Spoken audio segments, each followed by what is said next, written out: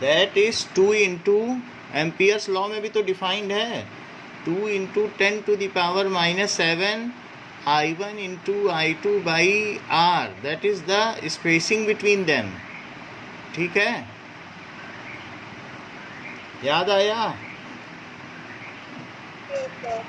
अच्छा, जो gravitational force है उसका एक्सचेंज पार्टिकल क्या है? ग्रेविटॉन। और इलेक्ट्रोमैग्नेटिक फोर्स का?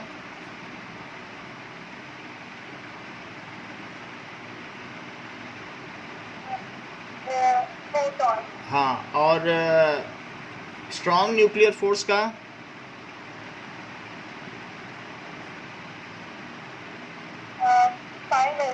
Very good.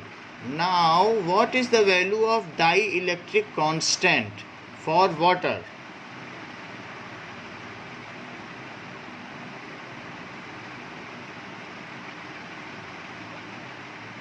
वाटर के लिए के की वैल्यू क्या है वाटर के लिए?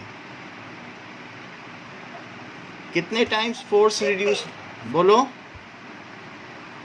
80। हाँ, ये ठीक है। Now the electromagnetic force is maximum, ये किस में मैक्सिमम होता है? किसी मीडियम में या वैक्यूम में, किस में मैक्सिमम होता है? वैक्यूम के लिए के की वैल्यू क्या है? 1। Okay, what is the value of, numerical value of universal gravitational constant?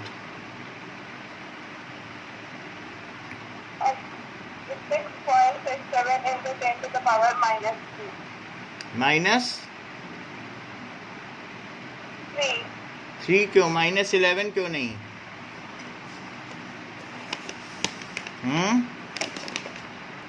-11 है ना? ओके, तो ये बात हो गई। What are electromagnetic waves?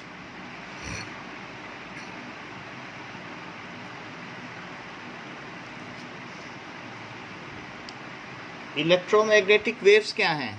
अपनी लैंग्वेज में डिफाइन करो तो मैं करेक्ट करूं।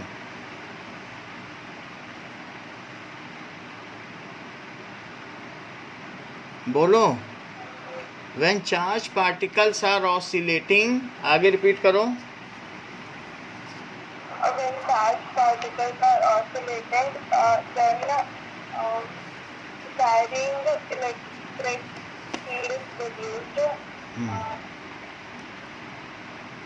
Varying electric and varying magnetic fields are produced around it. ठीक है, these are of wavy nature, so these are called electromagnetic waves. What does it mean by electromagnetic radiation?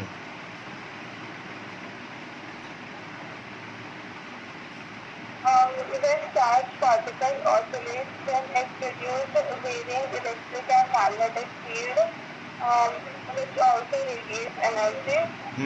This is known as electromagnetic radiation. Yes, these are known as electromagnetic radiations. Now, is strong nuclear force a central force?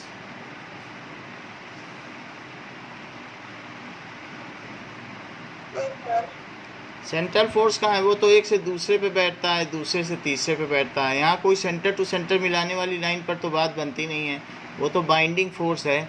So it is not a central force. Among these three forces which we have discussed, which is the short range force and which is the long range force? Strong nuclear force is short range force, and electromagnetic force and gravitational force are long range force. List some forces which have electrostatic origin.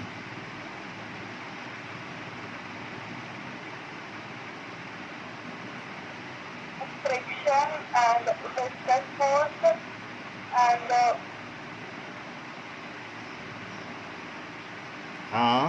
and drag force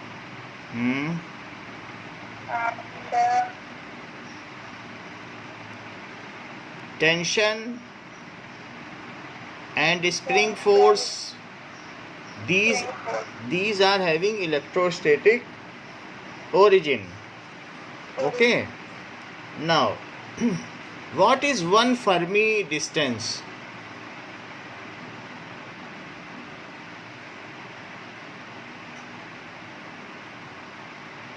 Fermi एक scientist का नाम है. One Fermi distance 1 फेम्टोमीटर के बराबर होती है. और 1 फेम्टोमीटर कितना होता है?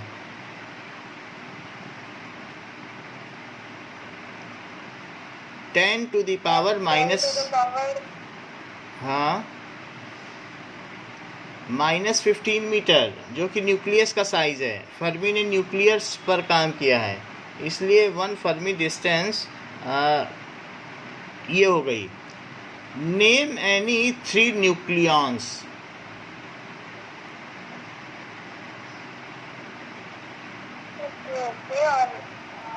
बोलो. न्यूक्लियस में रहने वाले किन्हीं 3 पार्टिकल्स के नाम बताओ. Proton and neutron. ये बात सही है. Now what do you mean by radio activity?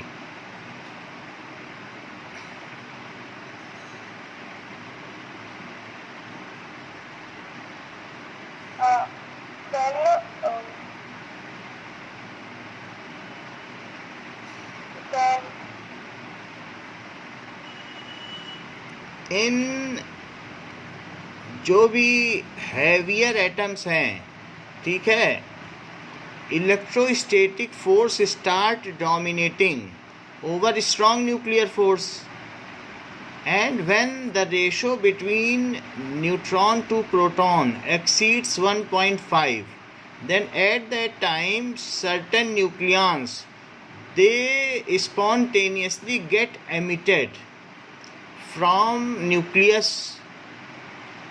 Such phenomena is called radioactivity, and the decay which are taking place from nucleus are alpha decay, beta decay and gamma radiations. एक बार repeat करो.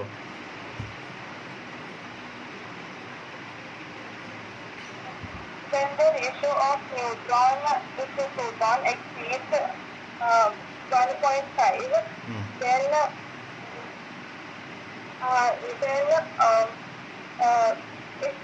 if the atom emits a nucleon, spontaneously emits a nucleon, this is known as radioactive. What is alpha decay?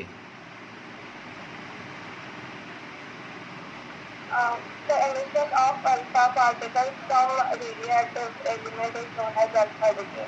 And alpha particle consists of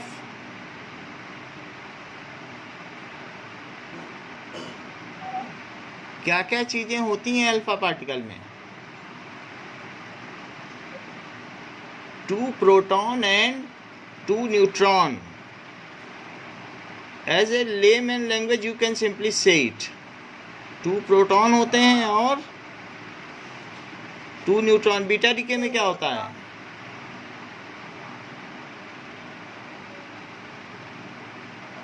बताइए, delay मत करिए. Beta decay में क्या क्या होता है? What are the particle of which beta particle is consisting of?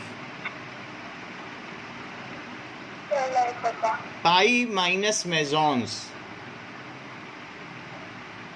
जब exchange particle खुद डिके हो जाए तो बीटा डिके होता है. गामा रेडिएशंस क्या होता है?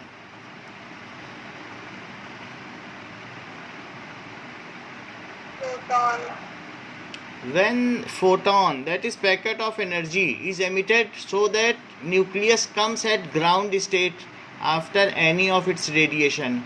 So these radiations takes place. Radioactivity takes place to make heavier nuclei converted into lighter nuclei and nucleus become more stable. Heavier nuclei को lighter nuclei में बदलने के लिए होता है और alpha beta particle spontaneously emit होते रहते हैं. Now, how many times is electromagnetic force greater than the gravitational force? 10 to the power 38 times. Gravitational force is the weakest force in nature. Then why is it prevailing? Though gravitational force is weakest in nature, but it is only of attractive nature, so it dominates the nature. Okay, what do you mean by unification?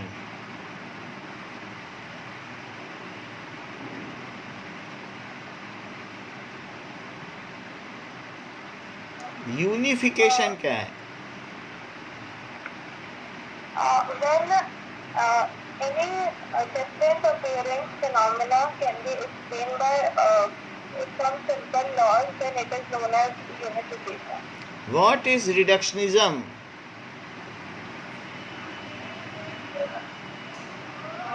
When microscopic properties like heat energy, pressure, volume, temperature can macroscopic बोलो, micro ना बोलिए, macro. Macro का मतलब ज्यादा, micro का मतलब कम. हाँ, बोलो. When macroscopic properties like heat energy, pressure and volume or temperature can be explained by microscopic phenomena, then it is known as reductionism. Okay. Now, what is Maxwell's theory of electromagnetic radiation? According to Maxwell's theory of electromagnetic radiation, when charged particle accelerates, then it radiates energy. Okay.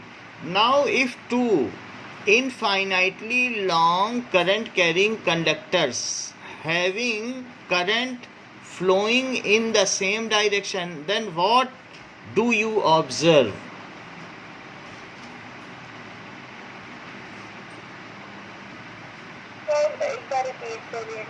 बोलो, अगर दो लंबे अनंत तारों में विद्युत धारा प्रवाहित हो रही है तो आप इसमें क्या प्रेक्षण पाएंगे? What do you observe when in two infinitely conducting wires current is flowing which in same direction if they are kept parallel to each other in vacuum?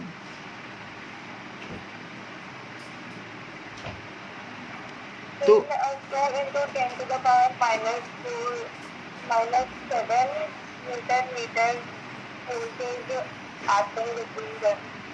So they will attract each other having a force of per unit length of 2 into 10 to the power minus 7 I1 into I2 by R, which the force acting on these wires per unit length is directly proportional to product of currents and inversely proportional to the distance या spacing between them. तो हम ये पाएंगे if current is reversed, then what do you observe?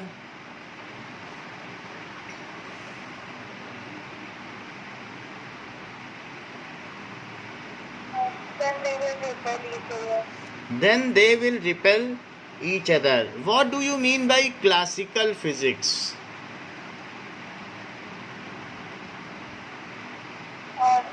Newtonian physics that was studied before 1890 is known as classical physics. फिर से बताइए एक बार, सुनाई नहीं पड़ा. The physics that was studied in pre-1890 period is known as classical physics. हाँ, और क्या इसके क्राइटेरिया हैं? What are the constraints on size and speed on which classical physics can be applied? Size is less than 10 to the power is greater than 10 to the power minus 6 meter and speed is less than 10 to the power 6 meter per second. हाँ, okay. -6 metre मतलब इनका जो size है वो -6 metre से 10 to the power -6 metre से ज़्यादा होना चाहिए, यानी बड़े पार्टिकल होने चाहिए और धीरे चलने चाहिए. What is the other branch of physics and what is its criteria? Other branch of physics is the quantum physics. It is applicable to subatomic particles. in which size is less than 10 to the power minus 6 meter and speed is greater than 10 to the power 6 meter per second. Okay, define thermodynamics.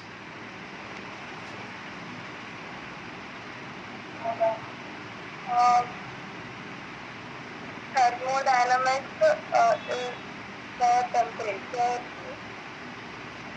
The branch of physics which deals with macroscopic properties of a system, that how much amount of heat is transferred from one system to other. So which deals with the amount of heat transferred from one system to other, ठीक है, due to temperature difference. So the branch of physics which deals with amount of heat transfer between two system is thermodynamics. Repeat करो.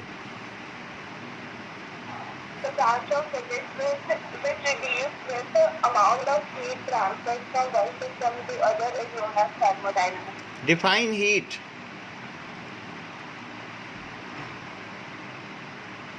The hotness of any substance is known as degree of hotness of any substance को तो temperature कहेंगे. ये बात कहीं बोलोगी तो हंसी हो जाएगी. उसको हीट नहीं कहते हैं. हीट तो डायनामिक फॉर्म ऑफ एनर्जी है. जो एनर्जी एक से दूसरे में ट्रांसफ़र हुई है उस एनर्जी को हीट कहेंगे, और जितनी एनर्जी उसमें है उसको तो हीट कह ही नहीं सकते हैं. और फिर उसकी अपनी अपनी डिग्री ऑफ हॉटनेस भी होती है. So what is temperature and what is heat, दोनों को डिफाइन करो.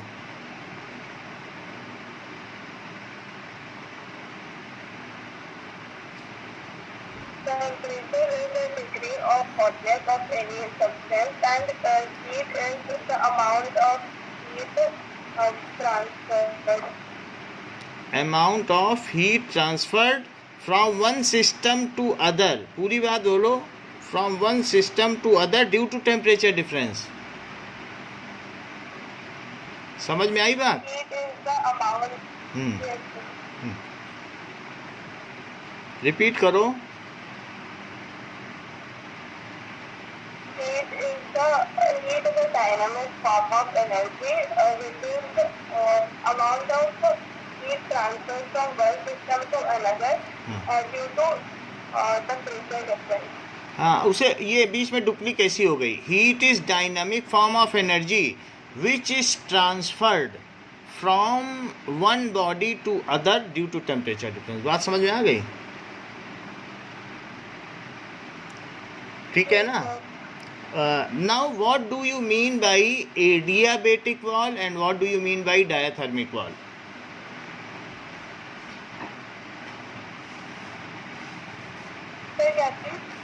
एडियाबेटिक वॉल क्या होती है और डायाथर्मिक वॉल क्या होती है? Adiabatic wall is insulating and diabatic is conducting. Diathermic is conducting. Okay, diathermic wall is conducting. बात तो आपने सही कह दी. What is hypothesis?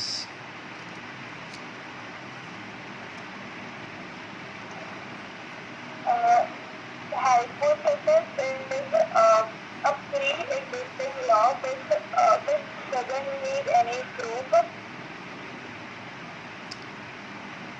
If using some pre-existing law and using some concept woven by mind, if some theory is explained, then it is called hypothesis.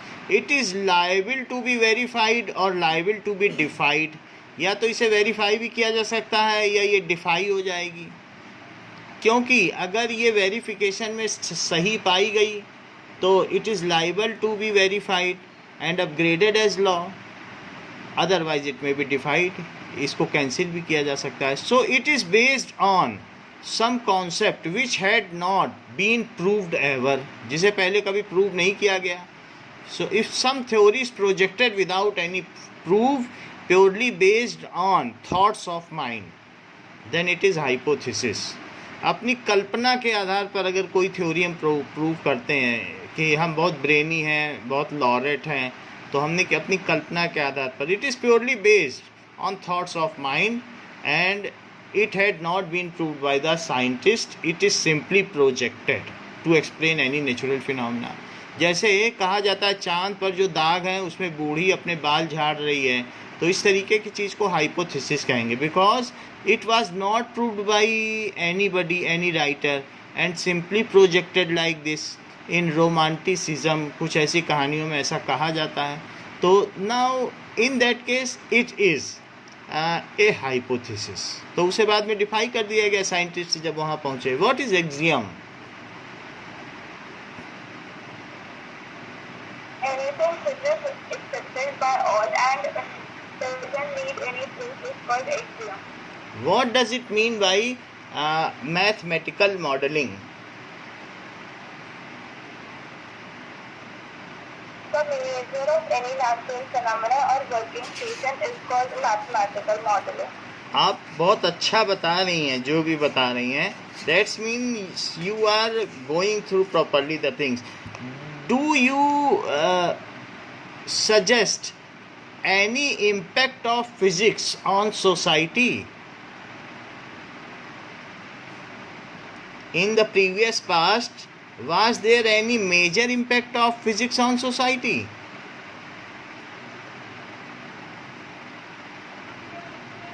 The invention of spinning theory was a major impact of physics on the society. Yes, that made the British Empire to proliferate and dominate and colonize all over the world. What do you mean by electrodynamics?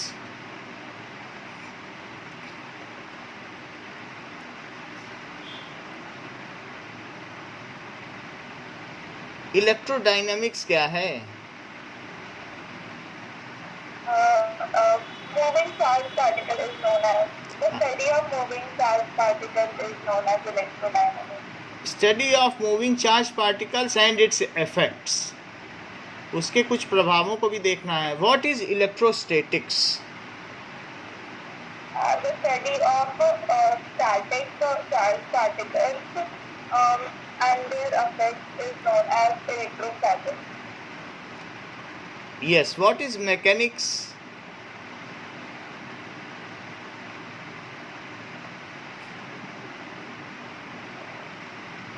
Mechanics बताइए. 10. अच्छा ठीक है. Mechanics क्या है? That is study of motion of objects and cause behind it is called mechanics. If we study only motion of objects,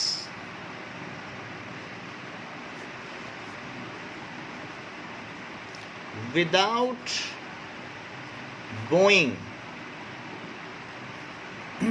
cause of it, हम उसके cause पे नहीं जाते हैं कि कितना फोर्स लग रहा है, cause of it, then it is called kinematics.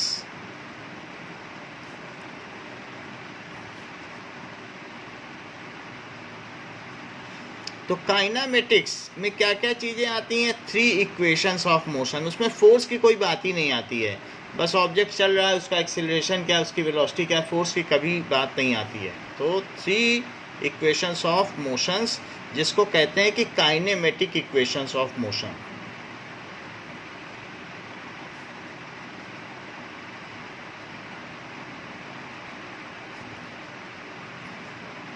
ये चीज़ है. If we go for the cause, अगर हम क्या करें, if we go for cause की इसका रीजन क्या है, in that case what it will be called, तब ये क्या कहलाएगा? Now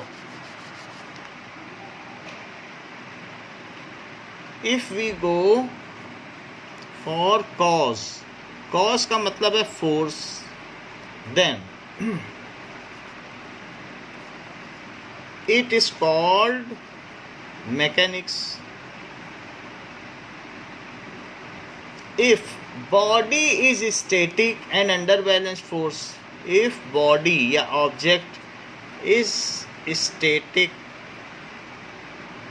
and under balanced force, रुकी हुई है और उस पर कई फोर्सेस लग रहे हैं और वो रुकी हुई है, तो उस पर मान लीजिए फोर्सेस लग रहे हैं और रुकी हुई है, then it is called statics. रुका है, स्टैटिक है, तो statics. And it is under balance force, then it is called statics. ये सारे टॉपिक्स चैप्टर के तौर पर आपके इस बुक में आएंगे, इसी किताब में. इसीलिए हमने बता दिया काइनेमेटिक्स 3rd चैप्टर है, फिर मैकेनिक्स आएगा, स्टैटिक्स आएगा, तो इसलिए आपको ध्यान रखना चाहिए. नाउ व्हाट डू यू, और हमने बताया electrodynamics. So the branch of physics which deals with moving charges and its effect.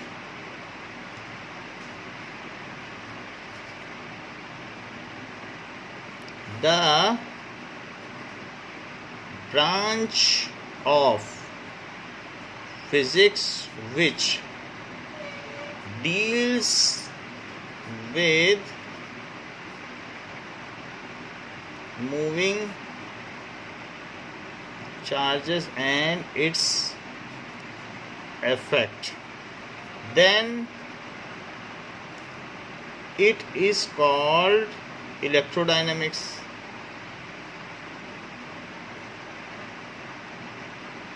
अभी तो फिलहाल आप 2 सब्जेक्ट्स ही पढ़ रही हैं ना, physics chemistry.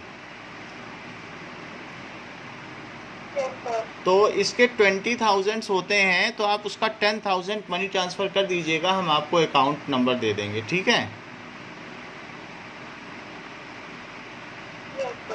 Okay, so it is called electrodynamics. Now one more thing is there. What is electrostatics, उसको आप डिफाइन करो.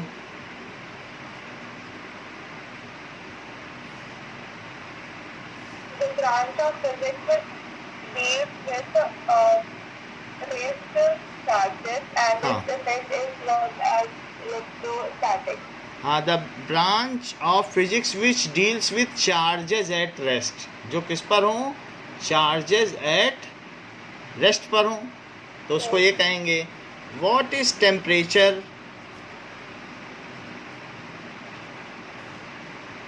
बोलो.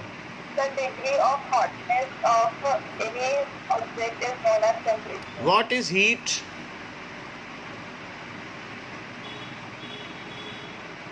So,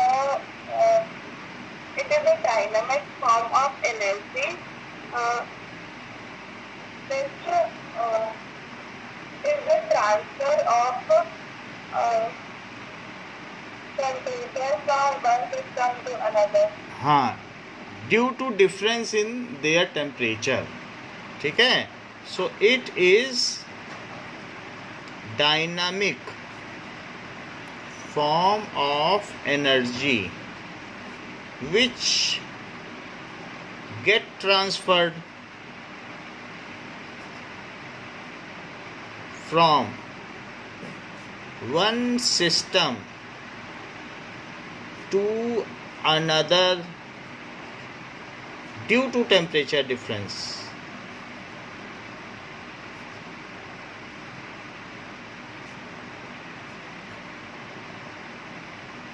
Spontaneously it get transferred from body at higher temperature to the body at lower temperature, but non-spontaneously it transferred from less temperature body to high temperature body. जैसे कि refrigerator, उसमें अंदर जो भी चीज़ है डीप फ्रीजर, उसमें से भी हीट निकाल के बाहर फेंकी जाती है. पीछे कॉइल लगी, वहाँ वो फेंकता है.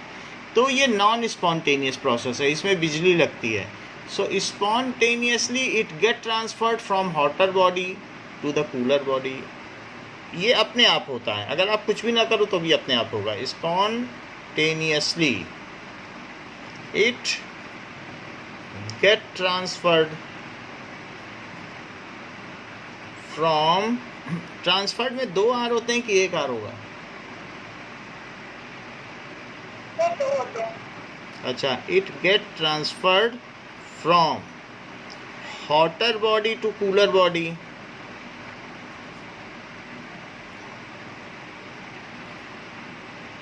and non-spontaneously it get transferred from cooler body to hotter body. Now work is to be done on the system. If you want to do so, तो आपको काम करना पड़ेगा. तो इट इज़ रेफ्रिजरेटर. ये अपने आप नहीं होता, अगर मान लीजिए कि लाइट चली गई तो फिर नहीं हो पाएगा. सो ऐसा है, ये नॉन स्पॉन्टेनियस प्रोसेस हो गया कि होता है. Now what does it mean by thermodynamics?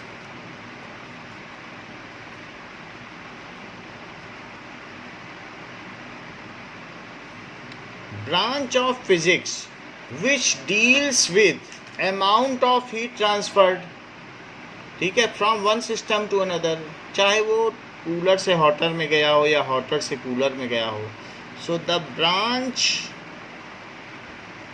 Of physics which deals with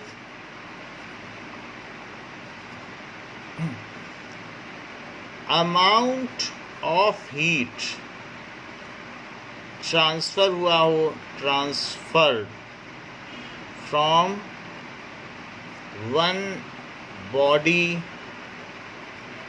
to other, जो भी हो, या वन सिस्टम टू अदर, और अमाउंट ऑफ हीट रिलीज्ड. अभी केमिस्ट्री में भी थर्मोडायनेमिक्स है, तो वहाँ ड्यूरिंग ए केमिकल रिएक्शन ये हीट के एस्पेक्ट को कहीं भी कुछ भी हो रहा हो ये डील करेगा.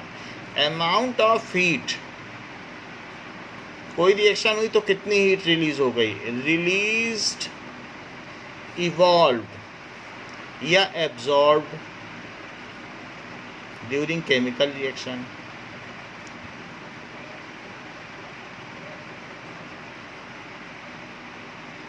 It considered macroscopic physical quantities like pressure, temperature, volume, internal energy to do so.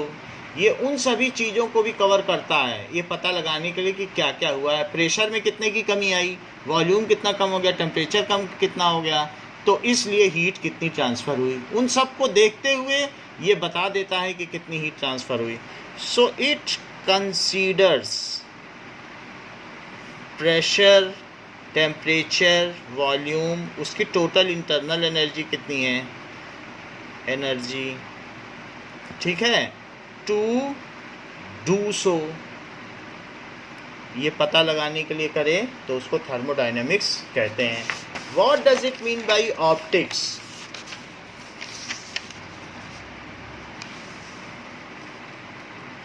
Optics क्या है बताइए?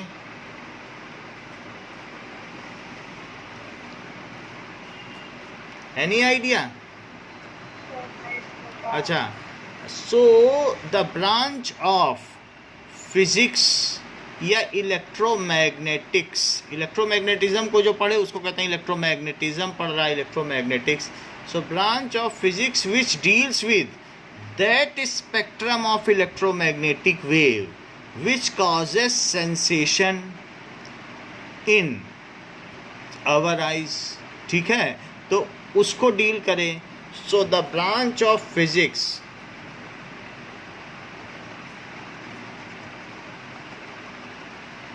which deals with, जो किसको डील करे, visible electromagnetic wave,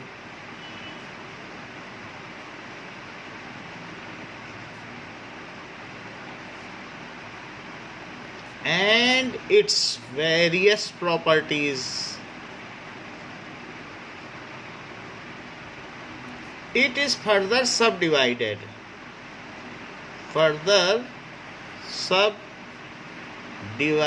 into wave optics and ray optics. जो पार्टिकुलेट नेचर को लेके चले तो कह देना रे ऑप्टिक्स है, और दूसरी चीज़ जो किसको लेके चले, दैट इज़ वेव नेचर को लेके चले तो कहना वेव ऑप्टिक्स। लेकिन इसकी दो ब्रांचेस होती हैं। नाउ ये तो बात हो गई ऑप्टिक्स की। What does Oersted stated, Oersted ने क्या बात बताई?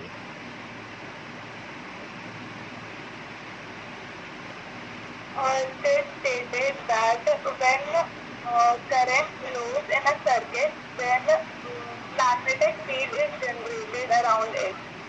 When the flowing current in a circuit is changed, सिर्फ करंट फ्लो ना हो, मैग्नेटिक फील्ड तो जनरेट होती है। उन्होंने कहा कि अगर उसमें, ये बात तो सही है, अगर स्विच को हमने ऑन ऑफ किया तो ये दिखाया बगल वाला जो कंपास है उसमें डिफ्लेक्शन प्रोड्यूस हो गया।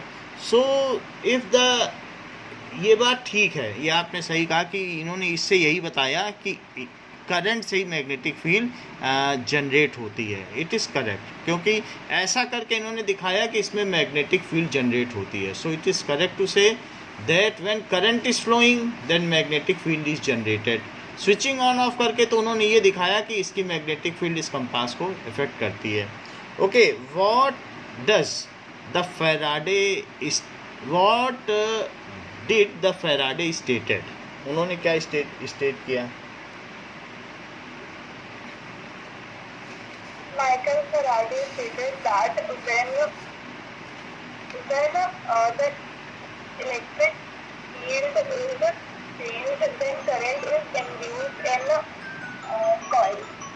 If the magnetic field lines, अगर मैग्नेटिक फील्ड या magnetic flux is changed in a closed coil, किसी भी क्लोज्ड कॉइल में क्या हो, अगर हम मैग्नेट लाएंगे तो मैग्नेट की वजह से क्या होगा, इसमें से कुछ फ्लक्स जा रहे हैं कि नहीं। So when magnetic field lines associated with closed coil, ठीक है, ये कॉइल है closed coil. So if the magnetic flux या magnetic field lines with the closed coil changes then current is induced in it. Repeat करो। Magnetic flux associated with the closed coil changes, then current is induced in it. हाँ, ये Michael Faraday ने कहा, और ये Orsted ने, दोनों बातें आपने ठीक बताई हैं। क्या आप मुझे ये बता सकती हैं what is scientific method?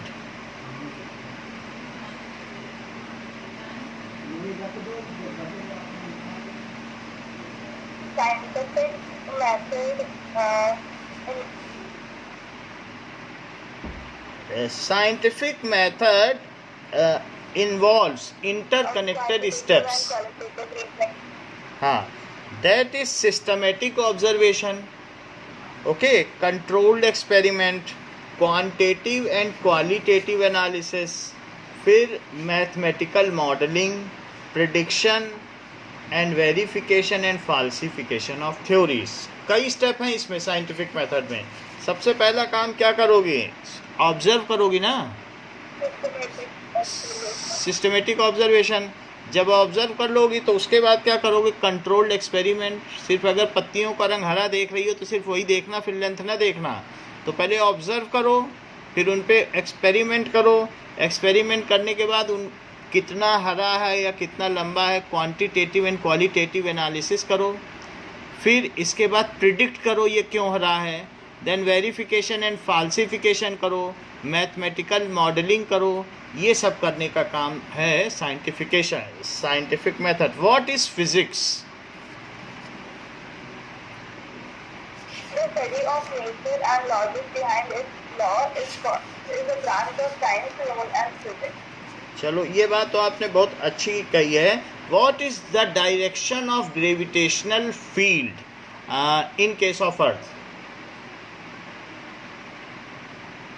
It is radial towards the center of. What is the direction of electric field for positive charges?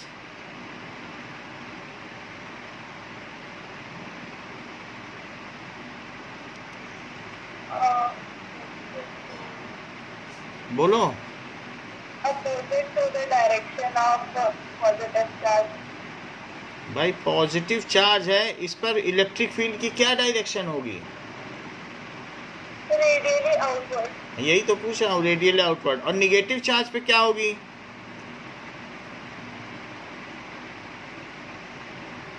Radially outward. क्यों? +1 कूलम चार्ज रखो, वो कहाँ जाएगा? हर जगह +1 कूलम चार्ज रखना है, वो जहाँ जाए वही होती डायरेक्शन। कहाँ जाएगा? अंदर आएगा कि बाहर?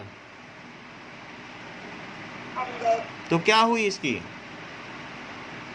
Radially inward. रेडियली इनवर्ड हुई। मुझे ये बताओ, define gravitational field.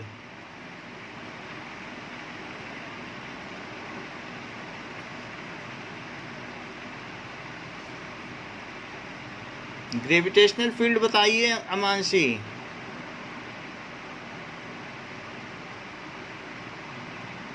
Force experienced by 1 kg object, gravitational force. 1 kilo चीज रखो, जब इलेक्ट्रिक फील्ड पूछा जाए तो 1 कूलम रखो, है फील्ड फोर्स ही है। तो इसलिए कहीं कहीं मैग्नेटिक लाइंस ऑफ फोर्सेस भी कहते हैं, कहीं मैग्नेटिक लाइंस ऑफ फील्ड भी कहते हैं। तो ये दोनों एक ही चीज़ है, बट वो 1 किलो चीज पर। So the force experienced by gravitational force experienced by 1 kg object at any point is known as gravitational field at that point. Repeat करो। The force experienced by 1 kg object at any point is known as gravitational field at that point. बहुत अच्छा बताया। The force या the gravitational force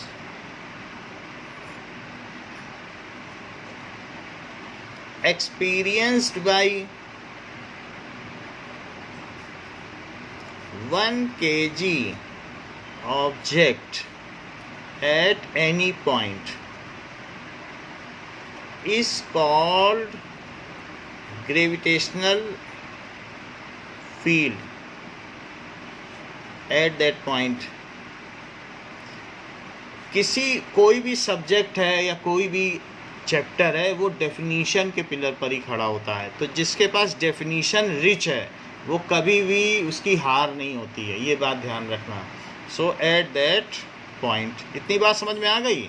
अगर ये बात समझ में आ गई तो मुझे इलेक्ट्रोस्टैटिक फील्ड बताओ। The electrostatic force experienced by 1 coulomb of charge at any point is called electrostatic field at that point. ठीक है, द इलेक्ट्रोस्टैटिक फोर्स ऐसे बोलना पड़ेगा, या the coulombian force. Electrostatic force ही कूलम्बियन फोर्स है। इलेक्ट्रोस्टैटिक फोर्स इसका दूसरा नाम है, क्योंकि कूलम्ब ने इसके बारे में बताया था। So coulombian force experienced by +1 coulomb charge, +1 coulomb, या इसे यूनिट पॉजिटिव चार्ज भी कह सकते हो, charge at any point is called electrostatic force at that point. इतनी बात तो आपने सही बता दी कि ये होता है। एक और चीज़ बता दो कि एटम का डायमेंशन क्या होता है, न्यूक्लियस का डायमेंशन क्या होता है?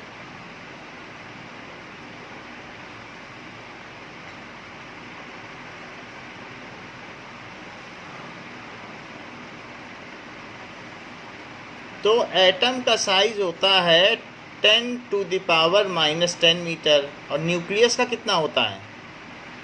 10⁻⁻15 मीटर, जिसको कि 1 फर्मी डिस्टेंस कहते हैं। दिस इज 1 फर्मी, ओके, या 1 फेम्टोमीटर ऐसा भी कहते हैं। Okay, now there are certain more things to be asked. कुछ चीज़ें और मैं आपसे पूछूंगा जो फिजिक्स के भी सेकंड चैप्टर में है और केमिस्ट्री के फर्स्ट चैप्टर में जो आपको पढ़ा दी गई हैं वहाँ पर भी हैं। तो ये मुझे बताओ कि 1 केल्विन क्या होता है?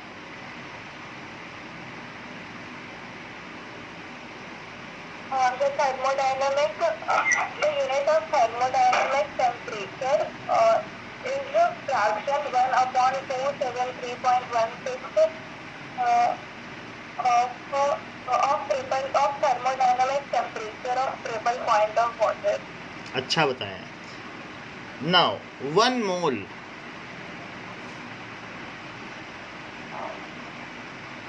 1 mole is the amount of is the substance contains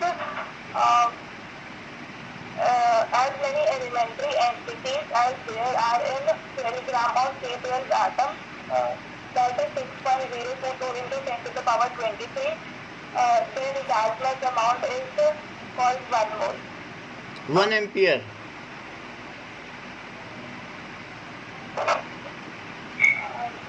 If 2 phase current carrying wires are kept in a vacuum parallel to each other are separated by 1 meter, then current flowing in the wire is 1 ampere. हाँ, if the force experienced per unit length is, ये तो बोलोगे कि नहीं? जब इतना force हो, कितना फोर्स हो? 4 into 10 to the power minus 7 meter. पर मीटर, क्योंकि फोर्स पर यूनिट लेंथ है तो क्या बोलोगी? न्यूटन पर metre. Then the current in each wire is 1 ampere. Okay, now define Yes, sir. Plane angle. The angle made by 2 rays is known as plane angle.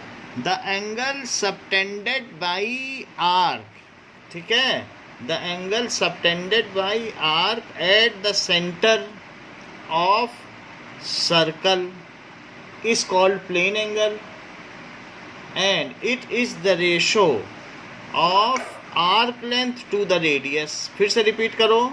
the angle subtended by arc at the center of circle, the angle subtended by arc at the center of circle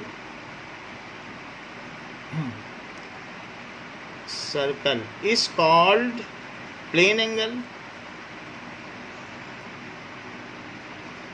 इतनी बात तो सही हो गई। अच्छा, what is unit of plane angle? Radian. What is 1 radian? The angle subtended by unit arc length at the center of the circle of unit radius is 1 radian.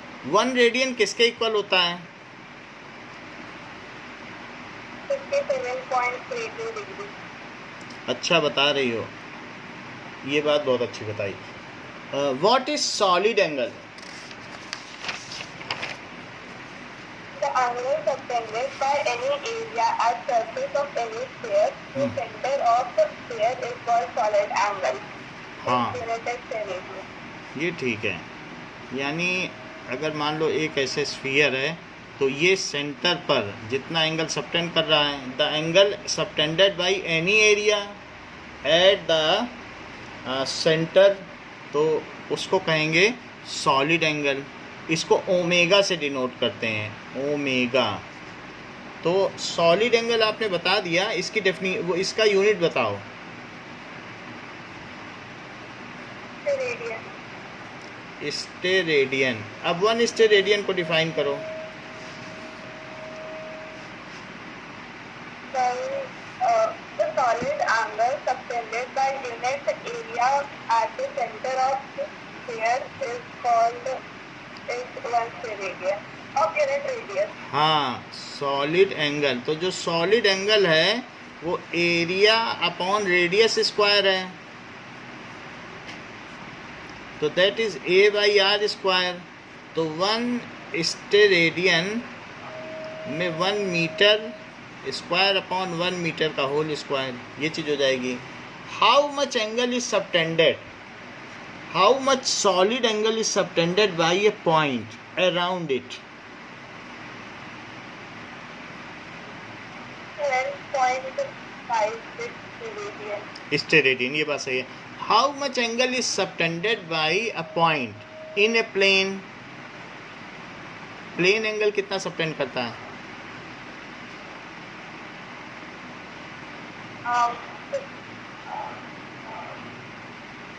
6.28 radian. ठीक है. Pi radian में कितने degree होती हैं? 180 degree. 180 degree. 90 degree में कितने pi radian होंगे?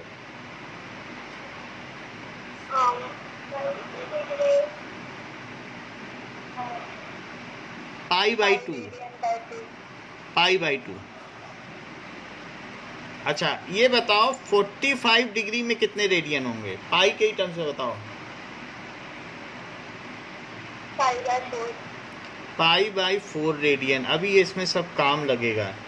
ये बताओ कि 60 डिग्री में कितने रेडियन होंगे?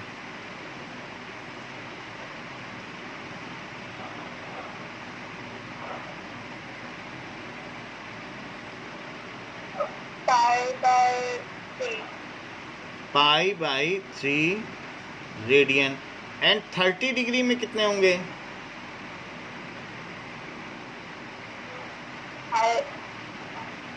Pi by 6. Pi by 6 radian. तो ये सारी चीज़ें हैं ये जो कि आपको याद रखनी है. So what are the various measurement systems used. अभी तक मेजरमेंट सिस्टम जो यूज़ हुए हैं, कौन कौन से मेजरमेंट सिस्टम यूज़ में हैं? Metric system. मीट्रिक. कौन कौन से? सारे बताओ. FPS, हाँ. NKS, hmm. and CGS. CGS और SI सिस्टम. SI सिस्टम की जो 7 बेस यूनिट्स हैं उनके नाम बताओ. फिजिकल क्वांटिटीज, बेस यूनिट्स नहीं, फिजिकल क्वांटिटीज बताओ और उनकी यूनिट्स बताओ. time, second, mass, kilogram, electric current, amperes, length, meter, and amount of substance, mole, hmm. luminous intensity, candela, thermodynamic temperature, Kelvin. Okay, इतनी बात तो हो गई. What are the features kept in mind while determining unit of any physical quantity?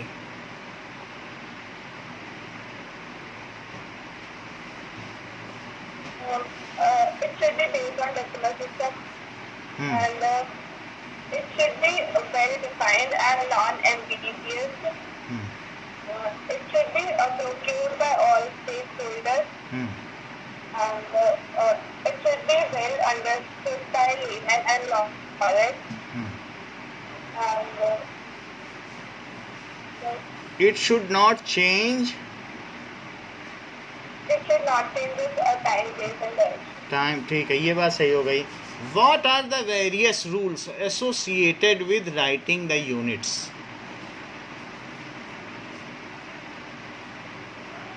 Units should not be written in question form.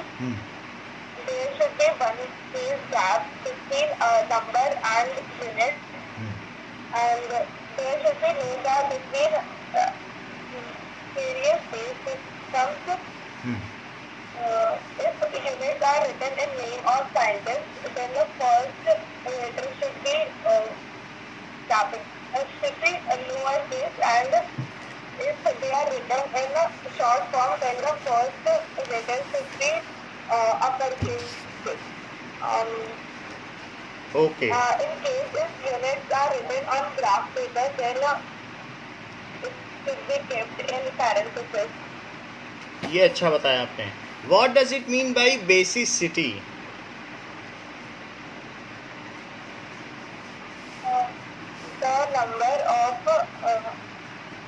The number of hydrogen ion, the number of hydroxide ion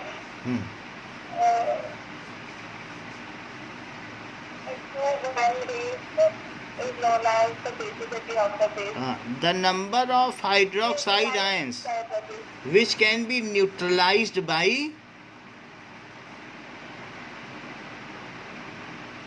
कौन neutralise करेगा? HCl. तो वो कितने OH को neutralise कर देगा? H2O plus Cl minus. सो ये acid की बेसिसिटी होती है.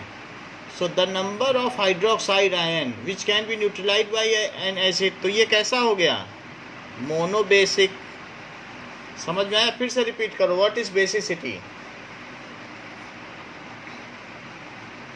The number of hydroxide ions to which any acid neutralizes is called basicity.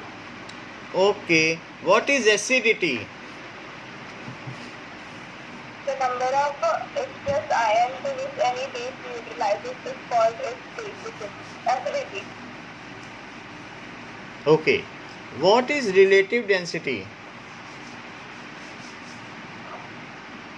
The density of any substance with respect to water is called its relative density. What is unit of relative density?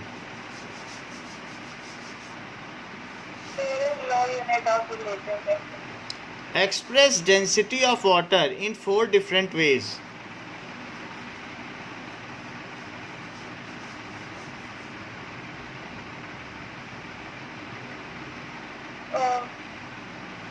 Density of water is 10,000 kg per meter cube and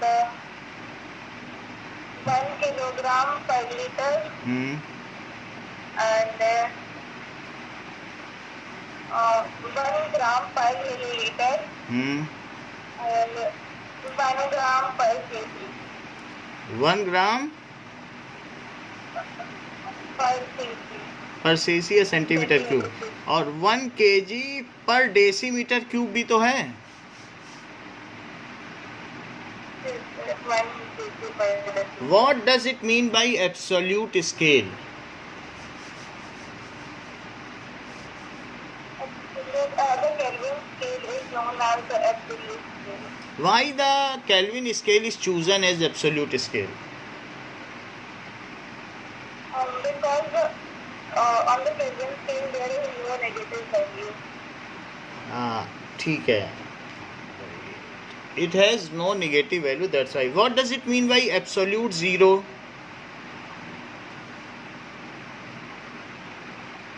Zero Kelvin is known as absolute zero. What features are shown by states of matter at absolute zero?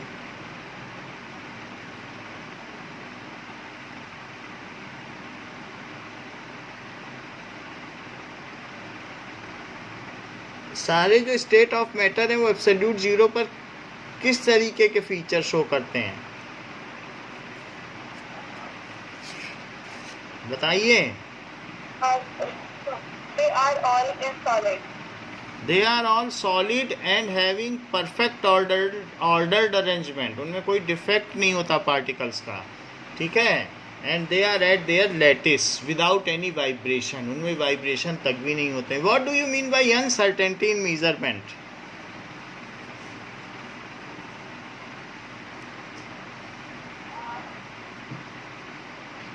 When we deal with any theoretical or experimental data, then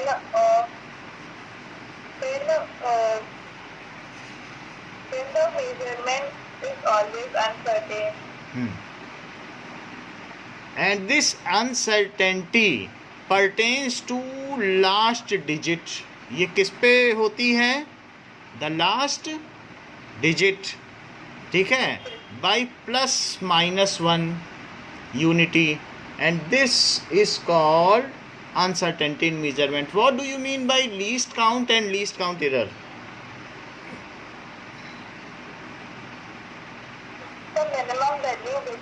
measured from any measuring instrument is called its least count. And what is least count error?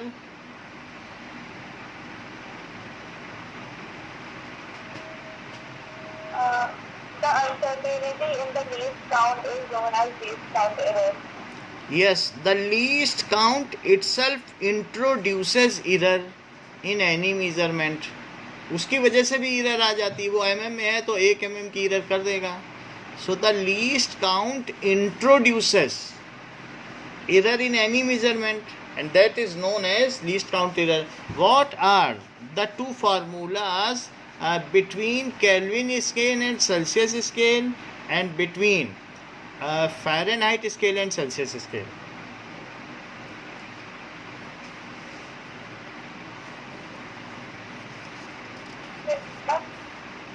Kelvin और Celsius के बीच में relation बताओ.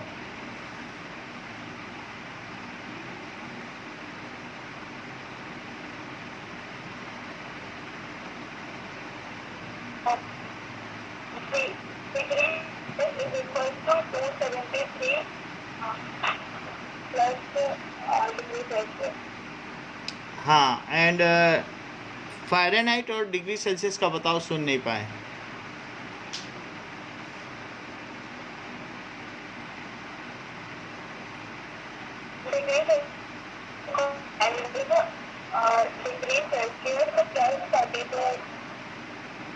Okay, आवाज़ cut रही है, मैं एक बार फिर से मिलाता हूँ.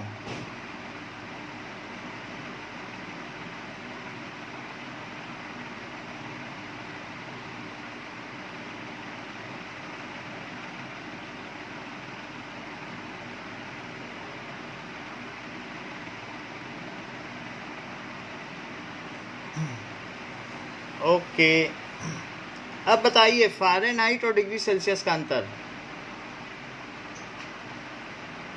Fahrenheit is equal to 9/5 degree Celsius plus 30. Okay. Tell any 4 chemical properties.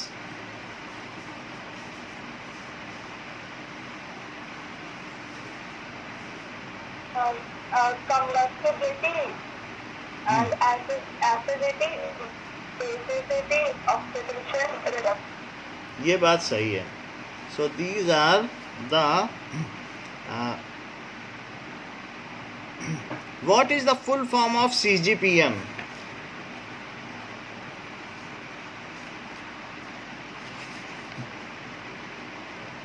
That is General Conference on Weights and Measurement. जो इन सब चीज़ों से डील करता है उसको कहते हैं, हाँ, General Conference of Weights and Measurements is known as CGPM.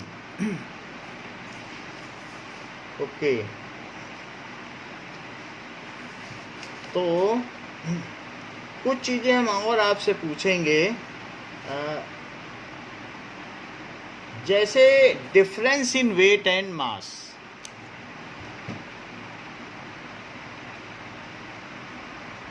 Mass is the amount of matter present in any substance. However, weight is the force exerted by gravity on the substance. Mass doesn't vary with the pace and time. In case of weight, as the value of T varies from one point to another, so weight also varies from one point to another. Mass can never be zero. However, weight can be zero. Mass is a scalar quantity and weight is vector quantity. चलो, 1 millimetre में कितने metre? 1000 metre. एक इतना सा millimetre है तो इसमें 1000 metre हो जाएंगे, यानी 1 किलोमीटर है ये. 10 to the power -3 मीटर. क्योंकि वो मिलियन, वो जो है 1000th पार्ट है मीटर का ना. मिली का मतलब क्या है, उसका लिटरल मीनिंग ग्रीक ओरिजिन है. 1 सेंटीमीटर में कितने metre?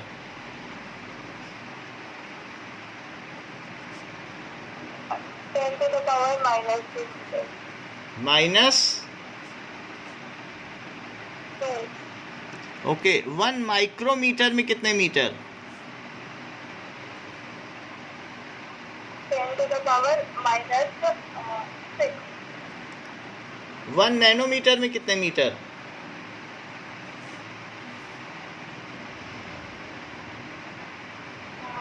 10 to the power minus 9. 1 picometre में कितने metre?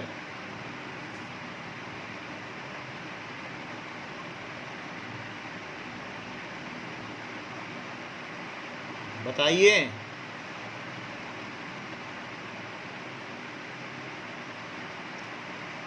10 to the power minus 12 metre. 1 femtometre में कितने metre? 10 to the power minus. Minus 15 metre. ये तो बात हो गई। 1 किलोमीटर में कितने metre? 1000. 10 to the power 3 meters. तो 1 मेगामीटर में कितने मीटर?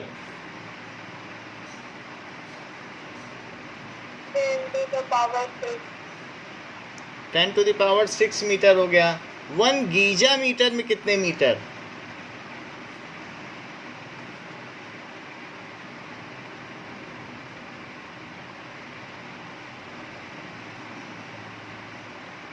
बताइए। 10 to the power minus 12. 9 G capital लिखा है तो बड़ी आएंगी चीज़ें, माइनस नहीं होगा। गीजा बहुत बड़ी क्वांटिटी होती है, ठीक है। गीजा टेराबाइट में तो आप लोगों के फ़ोन के वो होते हैं मेमोरी। तो 1 टेरामीटर में कितने मीटर? 10 to the power 15. 12। 1 इसी तरीके से 1 पीटामीटर में कितने मीटर? 10 to the power 15. कुछ चीज़ें और जाननी चाहिए। 1 डेकामीटर में कितने मीटर? 1 डेसीमीटर में कितने मीटर? 1 डेकामीटर में कितने मीटर? दोनों बताओ। 1 डेकामीटर में 10 मीटर. ये डेका है तो 10 मीटर। में हाँ, and 1 decimeter में 10 to the power minus 1 meter. 10 to the power minus 1 meter. It is very correct. Define 1 kilogram.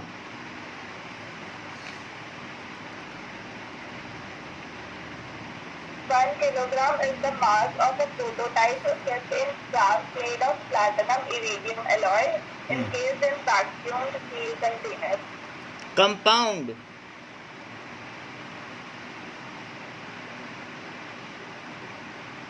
These two new elements chemically combine and substitute and it forms compound. Okay. Molecule of element.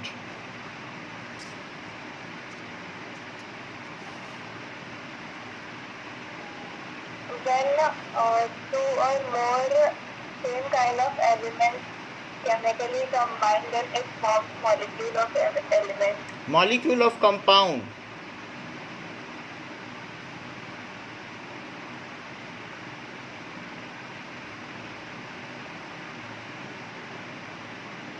When two or more same kind of compounds chemically combine, it When forms 2 or more molecule of different compound. kind of atoms chemically combine in a fixed ratio.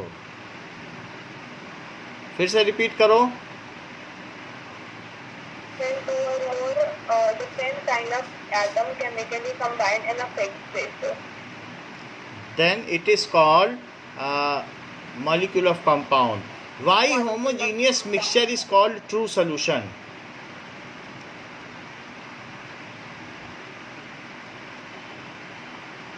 Because the path of light is visible in No.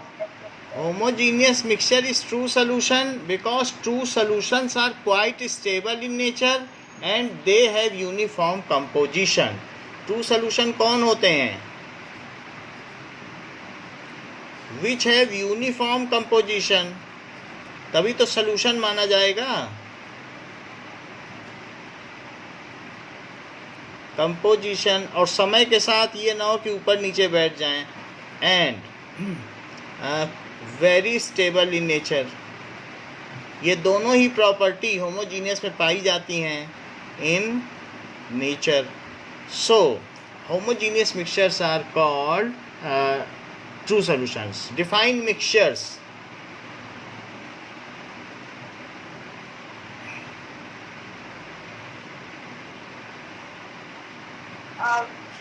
Then there are more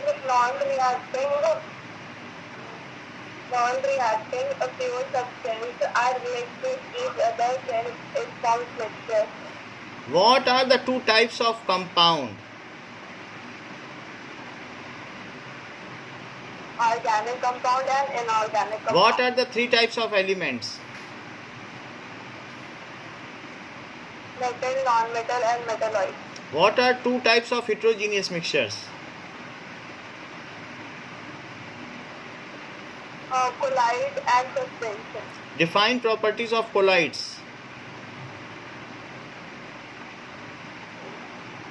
So, in colloids, in solution, the size of particle is between 1 nanometer to 2000 nanometers.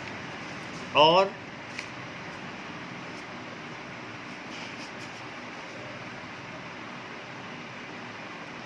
they show Tyndall effect।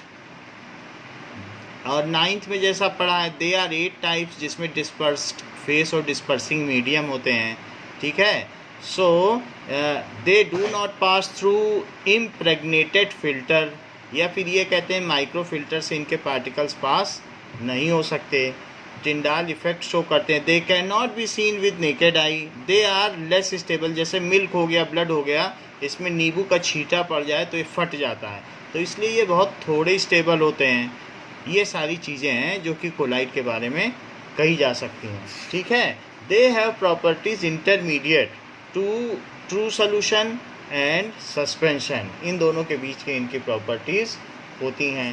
तो ये अब आपको सभी कुछ पता है, जो भी चीज़ें मैंने पूछ ली हैं। और आज की क्लास इतनी ही है, कल हम फिर इसके आगे देखेंगे। Thank you Amanshi for this contribution and response. Welcome बेटा।